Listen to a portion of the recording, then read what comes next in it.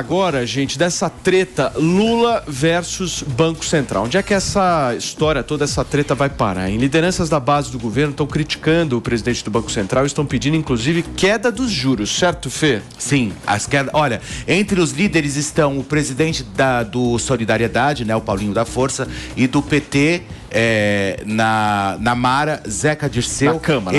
Na Câmara. A Mara, o Zeca Dirceu, eles defendem a convocação de Roberto Campos Neto, que é o presidente do Banco Central, para prestar esclarecimentos ao Congresso. Então, ou seja, o imbróglio está ficando pior ainda. E olha, gente, nesse embate, no contraponto do governo, o diretor de política monetária, Bruno Serra, disse que a autonomia do Banco Central beneficia a sociedade ao permitir que a entidade tome decisões técnicas sem a interferência dos ciclos políticos.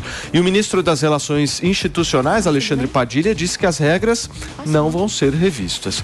Vamos conversar com o nosso time aqui sobre esse enfrentamento. Coloca o Roger de novo aqui para mim, Fê, para que eu possa conversar com o Roger. Ô, Roger, eu sei que você não é um economista, certo? Sim. Você não é um economista e eu não vou nem te perguntar sobre economia. Mas ele tem 200 de QI. Mas eu quero uma avaliação política sua, você como um cara mais à direita, como é que você interpreta esse movimento que o Lula está fazendo em relação ao Banco Central? Porque ontem, pelo menos, eu vi muita gente até dizendo que isso poderia ser a criação de uma desculpa futura, né? Do tipo, putz, já vou arranjar a confusão aqui com o Roberto Campos Neto, porque o negócio lá na frente eu sei que eu não consigo executar aquilo que eu prometi e não vai rolar. Como é que você vê isso? Me dá uma impressão sua. Bom, realmente eu não entendo nada de economia, mas a minha análise é mais de maneira geral, né? Inclusive o pessoal botou essa pecha de bolsonarista, que é o seguinte: eu sempre fui, na verdade, antilulista total, né? E a minha percepção quanto à nossa posição de povo é a mesma, desde o Fiz Inútil, por exemplo, que isso é uma pantomima da qual a gente é apenas espectador, a gente não apita nada como povo, sabe? A gente não tem mecanismos legais, os mecanismos que a gente tem é sair aos milhões pelas ruas para talvez comover alguém, para mudar alguma coisa, tal, quer dizer, fazer essa pressão aos milhões. Não tem mecanismos mais diretos de controle, quer dizer, o teatrinho de que seria nossos representantes na Câmara, gente que a gente elegeu e tal, vão cuidar da gente, também não existe. E a minha posição contra o Lula é essa: ele quer tomar conta de tudo, ele é paternalista, ele é socialista, sei lá, socialista por interesse também, mas quer fazer esse capitalismo de confrade, de escolher uns grandes e, enfim, tomar conta, tem esse paternalismo. O grande parte do povo brasileiro é acostumada dessa forma, querer um paizão que faça tudo. Então, sabe, eu só acho, claro que o Banco Central tem que ser independente. O cara quer controlar o banco, quer controlar o Senado, quer controlar o Congresso, ele quer controlar tudo. E a gente vai ser cada vez mais, vai ficar à mercê de um ditador, essa é a palavra. Muito bem.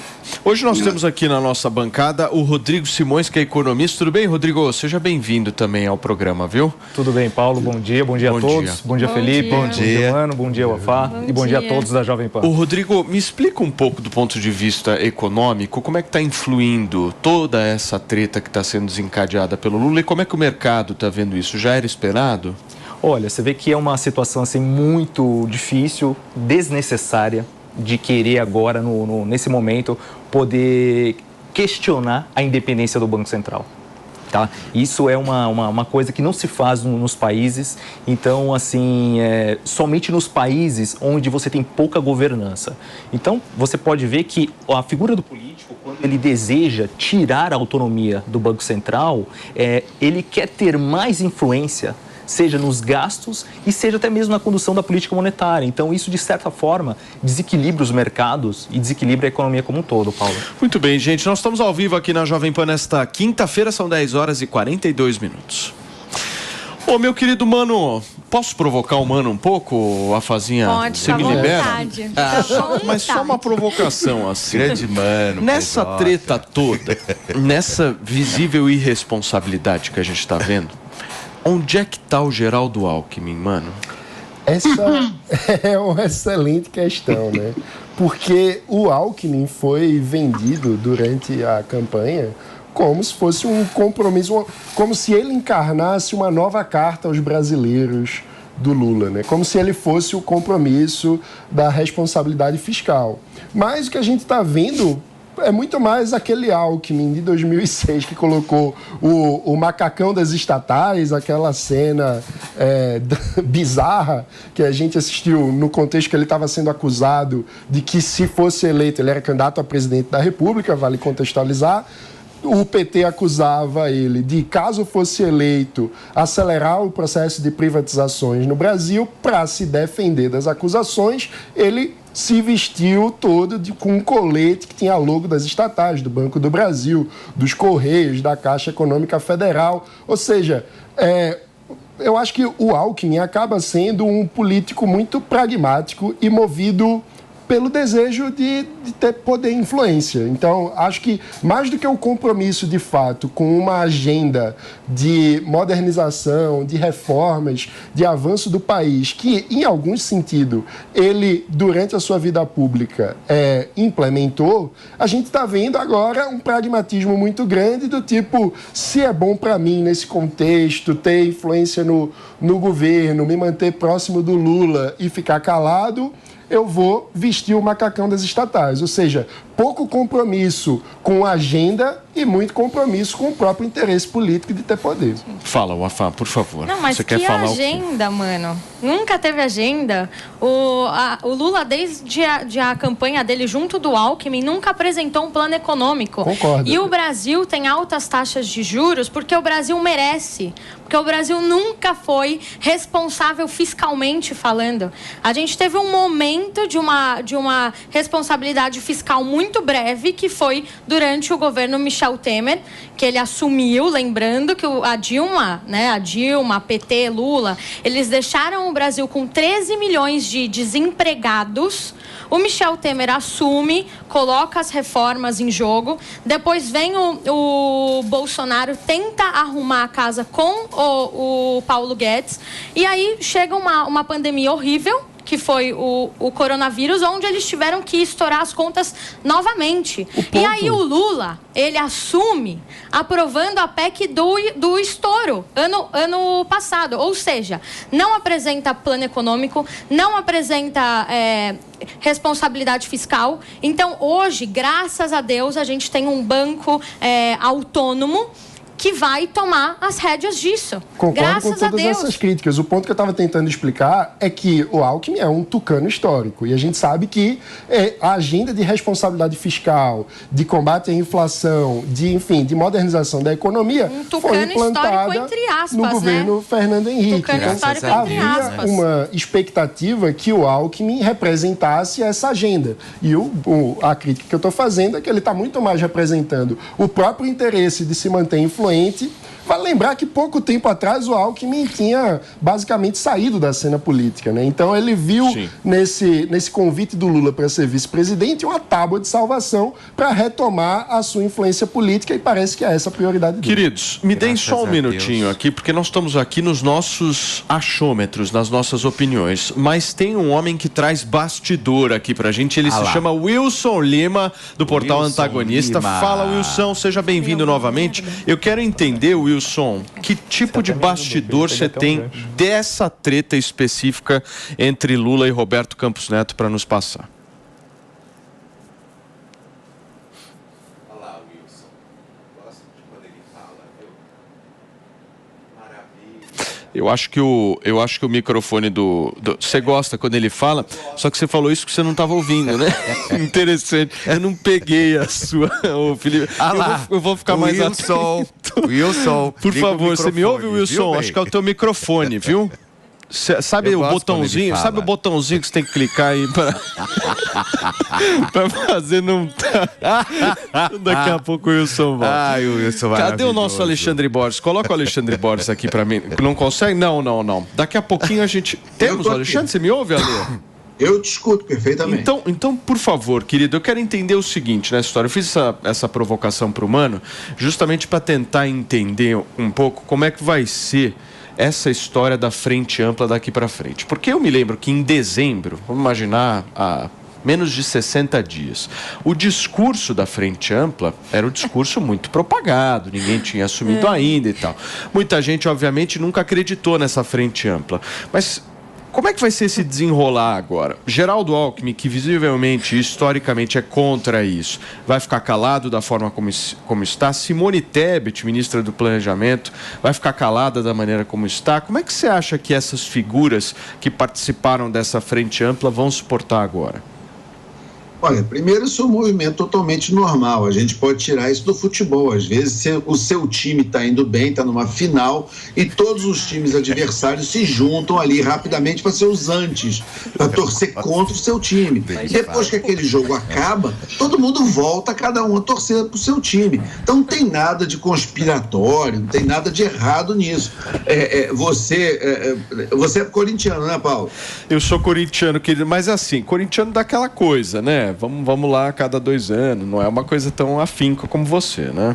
Não, então, mas assim, nós que representamos meio que metade dos torcedores de futebol do Brasil, a gente sabe bem o que é isso. A gente sabe que toda hora junta uma turma contra os nossos times. Normal, faz parte. Depois, aquele jogo acaba, as coisas voltam ao normal. Está devolvendo o bullying de ontem. Perfeito. Oi? Não, tá devolvendo o bullying de ontem, normal, mas pode seguir, Ale. Mas, enfim, a gente... Não, eu tenho que ficar quieto, né? Porque a gente pagou aquele mico lá no Mundial, temos mais é que ficar quietinho. Mas olha só, o que acontece é o seguinte, a relação entre Banco Central e governo, ela tem que ser separada, ela tem que ser autônoma, e a gritaria que todo governo faz, o governo anterior fazia, esse governo faz, por quê? Porque exatamente a função do Banco Central é colocar freios numa sanha de criar crescimento artificial.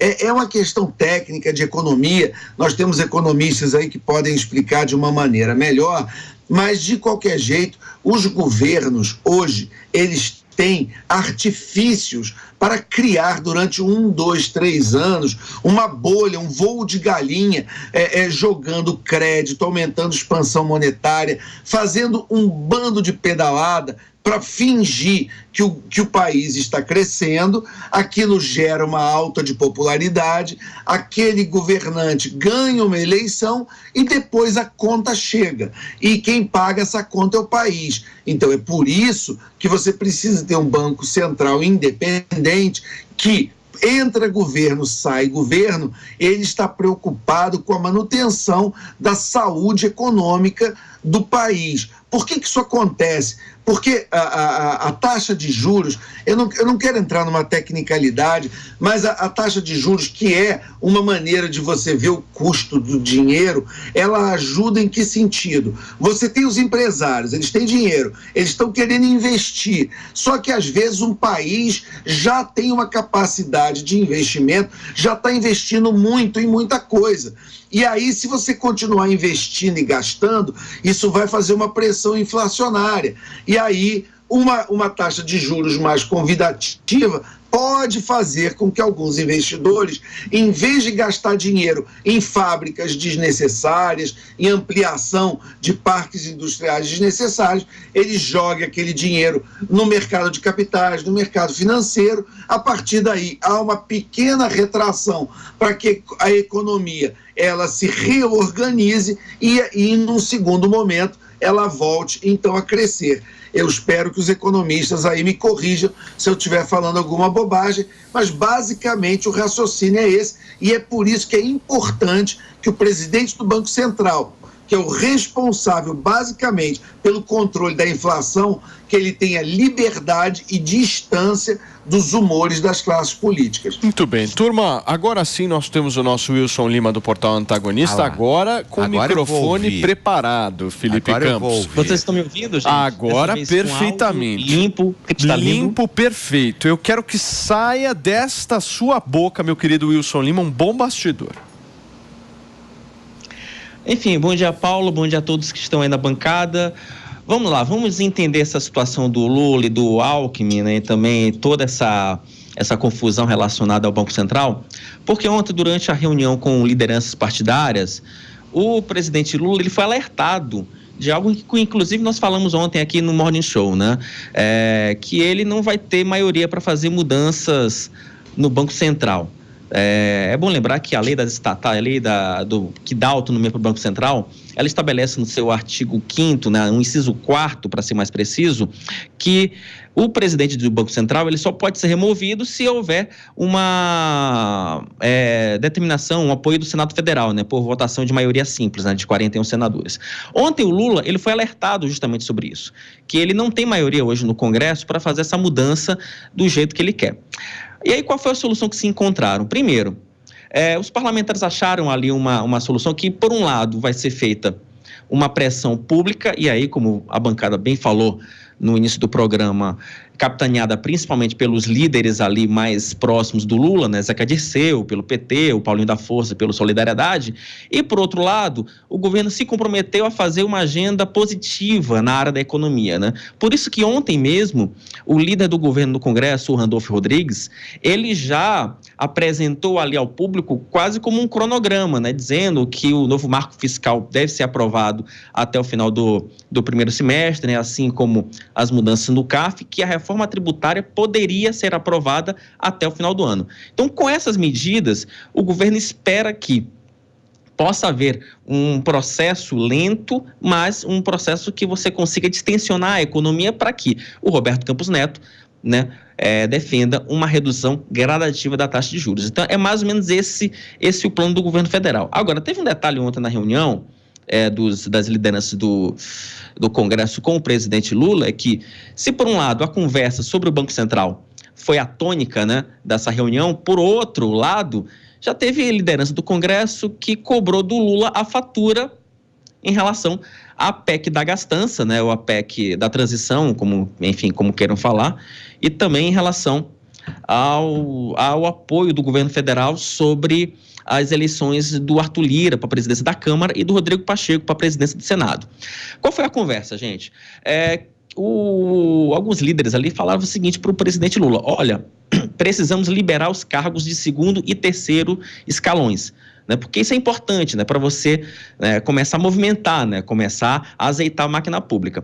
O PT argumenta o seguinte: olha, podemos até fazer a liberação dos cargos, mas nós precisamos ainda de algumas provas de fidelidade. E essas provas de fidelidade, elas vão ocorrer justamente na análise e votação das medidas provisórias que estão hoje em tramitação no Congresso Nacional. Ou seja, por um lado, houve um recado de toda essa base aliada para o Lula, que não adianta ele querer reduzir juros na base da canetada, e por outro também já houve uma cobrança de fatura dizendo o seguinte: olha, presidente Lula, devagar com andor, o santo é de barro, o senhor está começando, o senhor está chegando, e esse congresso aqui não é o mesmo congresso do senhor de 2003. Aquele congresso de 2003 era um congresso um pouco mais de esquerda, era um momento em que você tinha a economia brasileira bem, você tinha o cenário internacional favorável e o senhor tinha apoio popular. Dessa vez não. Dessa vez só tem um cenário de economia brasileira em um estado um pouco mais delicado, a economia internacional em um estado desfavorável e você tem um congresso totalmente de oposição. Então, foi bem nessa linha. E o cara tá tentando, né, Wilson? O cara tá tentando, de alguma forma, fazer articulação e isso ele sabe fazer bem, né? Paulo, aí eu vou concordar com você discordando um pouquinho. E aí é algo você que tá muito em cima do muro, hein, Wilson? Não, eu deixo que os fatos falem por si, Paulo. Pra ele. Mas é o seguinte, Paulo, o que eu acho é o seguinte: eu quero ainda ver esse Lula animal político, tá? Porque eu sempre bato na tecla que uma coisa é você fazer articulação política com a economia bem e com o apoio popular. Isso é uma coisa. Agora, você ter um país conflagrado, e a diferença entre Lula e Bolsonaro foi uma diferença de 12 milhões de votos. Então, não dá para desconsiderar isso. Você fazer articulação política em um cenário conflagrado, com um congresso adverso, aí eu quero entender de fato esse animal político que o Lula é. Se ele conseguir, ótimo, maravilha, todos nós ganhamos. Mas eu confesso que eu ainda estou um pouco cético ainda sobre essa capacidade real de articulação política. Esse, de fato, vai ser o grande teste do presidente Lula. E só para contribuir com a conversa, Paulo, só para... Rapidamente, Wilson, por favor. Só para fechar aqui, porque eu gosto muito de números, né? Eu acho que os números ajudam a gente a entender. Hoje, o governo federal, na Câmara, tem uma bancada de 154 parlamentares, né? Incluindo PT, PV, PCdoB, MDB, PDT e PSB. Ele precisa capitanear pelo menos mais 100 votos entre União Brasil, PSD, PL e PP, para conseguir aprovar pelo menos algumas maiorias, né? Pelo menos algumas medidas provisórias. Então, assim, não é um cenário simples. Né? E no próprio União Brasil, que o governo entregou 3 ministérios, já tem muito deputado do União Brasil falando o seguinte: olha, eu não vou votar com o governo assim, qualquer pauta que ele queira. Vai depender muito do que ele caminhar para o Congresso. Muito bem. Ou seja, a gente precisa esperar essas primeiras votações, principalmente de medida provisória, para a gente sentir, de fato, essa base do governo Lula. Paulo. Perfeito, Wilson. Obrigado, viu, pela sua participação aqui no Morning Show. Wilson.